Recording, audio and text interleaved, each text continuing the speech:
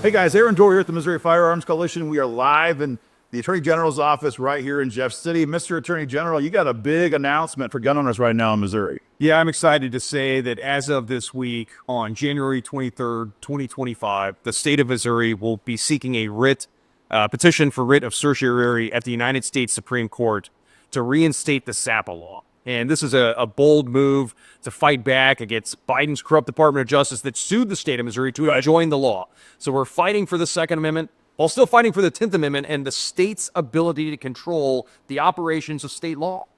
So this has been going on for years now. I mean, in 2021, the General Assembly passes this law, and it's pretty straightforward. It just says the feds can't order Missouri cops to enforce then President Biden. Thank God we're beyond that phase now, Biden's gun control. It didn't limit what the feds could do. It just said Missouri's not going to help you do it. But the DOJ didn't like that very much. They didn't. And Aaron, I think that speaks to the heart of what's being appealed here. And that is the question, do states matter anymore? Can states who have inherent law enforcement authority control their own operations, or are they subject to control by the federal government? Certainly the founding fathers understood that a separation of powers, a federal government of limited authority separated amongst three co-equal branches with checks and balances, and then set against the backdrop of federalism, where states would be laboratories for democracy and guardians of individual liberties, and that those states would also provide a check and balance against an overactive federal government or a concentration of power in Washington, D.C.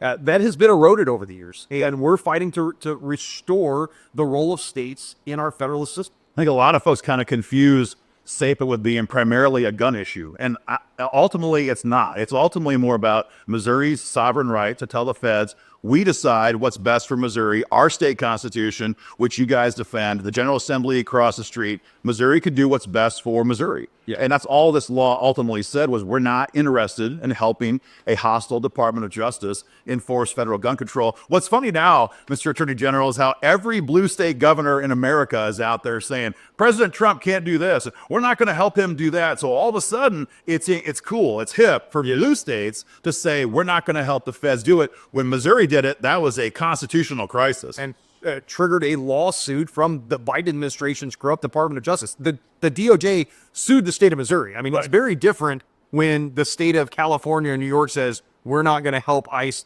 deport criminal aliens. Right. We merely asserted the anti-commandeering doctrine, which is established in Supreme Court precedent, and asserting the clear constitutional authority of the state of Missouri. Right. And the Biden administration hated it so much they sued us. So we're actually playing defense against the federal government trying to commandeer the apparatus of state and local government. So from a layman's standpoint, because I'm not a lawyer, as everyone here knows, what you're basically asking the court to do right now, we need 4 judges, is that correct, to grant an actual hearing, an actual day in court on SAPA. Is that correct? Yeah, we're putting a question before the court, and that is, does the federal government have standing to challenge state statutes under the 10th Amendment? And again, what I would submit to you and what we're going to submit to the court is that the federal government wasn't harmed at all. The state statute didn't limit what the federal government can do. So how can they possibly prove standing? One of the elements of standing is you have to have a plaintiff with a concrete and cognizable injury that they can demonstrate to the court. Well, how is the federal government harmed when this doesn't limit them at all? What SAPA doesn't. Because that's the key thing here is SAPA didn't tell the feds they can't enforce federal gun control law here in Missouri. It simply said Missouri's not going to help you do it. So they were never blocked from what they used to do. If they want to enforce federal gun control, they can. But the reality is SAPA, this whole lawsuit underlies the backdrop, which is they always count on state and local law enforcement, and that's what they were denied by SAPA. Well, and the federal government has a history of coercing and cajoling local and state governments to achieve unconstitutional objectives. And that's what SAPA is really intended to prevent. And certainly that's what it appears in the preamble language as determined by the Missouri Supreme Court. And so, again, the question before the United States Supreme Court is, did the Eighth Circuit commit error in not rigorously applying that standing jurisprudence that has been a time-honored tradition to get into federal courts? And again, it derives from Article 3's requirement that the federal judiciary and the United States Supreme Court will only adjudicate cases and controversies. Well, if the other side wasn't harmed, if the federal government wasn't limited, there is no case or controversy under Article 3. So what happens now with the new Department of Justice? Obviously, Biden's gone, Merrick Garland's gone. Thank God, they're all gone. That's great. What happens now? We have a new Department of Justice. We don't have a new AG yet, but we'll likely see Pam Bondi in office. The way it looks fairly soon. How does that change the situation? Well, Aaron, you and I have been talking about this case for years now, and certainly we've been living with this here in Missouri and asserting this right ever since the people's elected representatives in the General Assembly TAFP'd the bill. Yep. And it's once the governor signed the bill and it became law. I mean, we've been talking about this, and it's been on the forefront of so much of the work that you've done and your supporters and our constituents have done. And we're catching the Trump administration at a very odd time because they're taking over as of yesterday. But at the same time, there has not been an attorney general that's been confirmed by the United States Senate yet. Right. And so, the question is going to be when this hits their desk, and does the Department of Justice agree? Does the Trump Department of Justice agree or not that the Eighth Circuit Court of Appeals erred in striking down SAPA?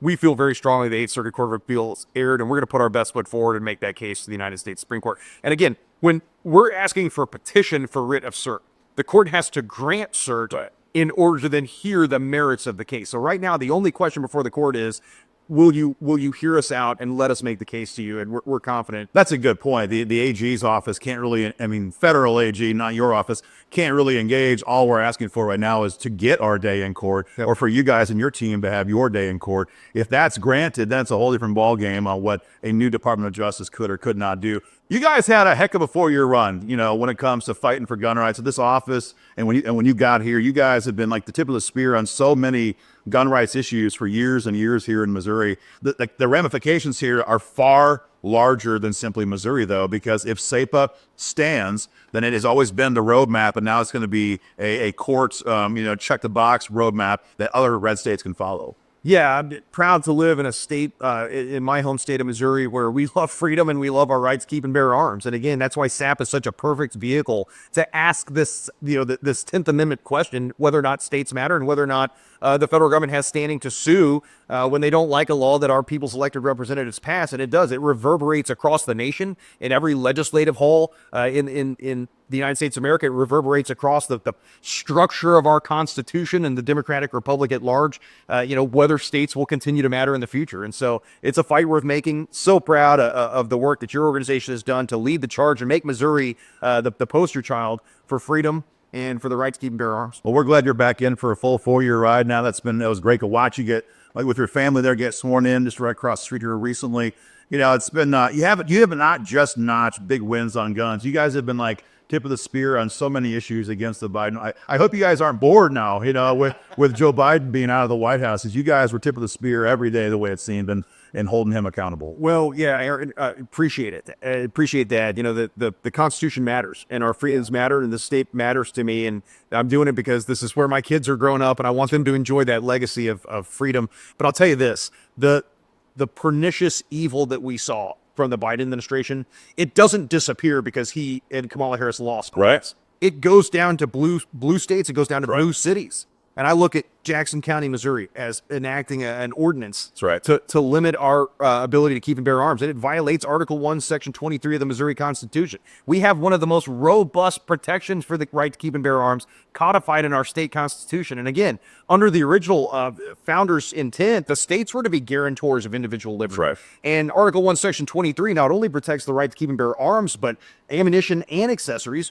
And it creates both a legal and, I would submit, moral obligation on behalf of the state to fight to protect those rights. And so I think you can anticipate activity from my office against that ordinance. And I think you can anticipate activity from my office over the next 4 years as we see other, if to the extent we see other progressive cities and counties try to restrict our constitutional rights. Guys, the brief's being filed tomorrow. Stay tuned. Much more to come in the days ahead. Thank you, as always, for all your efforts in this matter, Mr. Attorney General. Guys, we'll keep you informed. Take care. Hey guys, MOFC is fighting hard to expand Second Amendment freedom to make sure our children's children have a right to keep and bear arms. Get involved in this fight today. Number 1, sign up for text alerts. Number 2, follow us on X. And number 3, like and subscribe for more content.